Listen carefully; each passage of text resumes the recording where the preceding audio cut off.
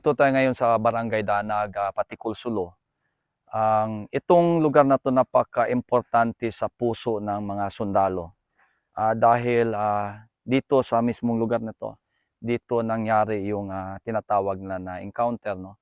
Regarding the government forces led by General Bautista. He was the division commander then of the 1st Infantry Tabak Division.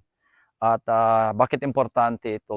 Because General Bautista and his men at that time, 1977 is naniniwala sila na through genuine talks, reconciliation ay may po-forward natin yung hindi pagkaintindihan ng Government of the Philippines and the Moro National Liberation Front. At it so happen nga na nung pumunta sila dito, instead na pwede sanang makipag-negotiate doon sa Hulo, but siya na mismo ang pumunta sa area dito sa Danag. Napakalayo na po to sa sentro, no? Mga 10 kilometers ito. And yet he risked his life to come here at yun nga na-disgrasya.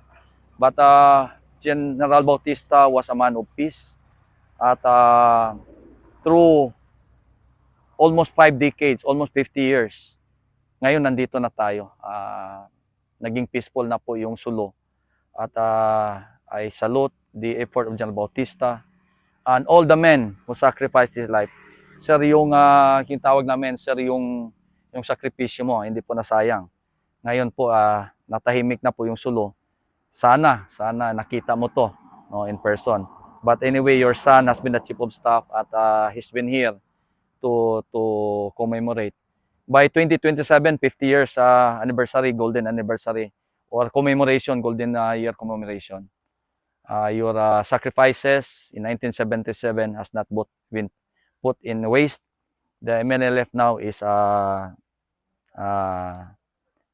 cooperating with us peacefully. The Busaya problem has been finished. Patikul and the whole of Sulo is all rather peaceful. So maraming salamat sa lahat ng tumulong, especially sa local government unit natin, sa tao ng Sulo for bringing peace. Hindi lang po ito sundalo, hindi lang po pulis, hindi lang po yung national government, but instrumental, pinakasentro po dito yung tao ng Sulo mismo, yung mga tausog natin na nagbigay ng katahimikan dito sa Sulo.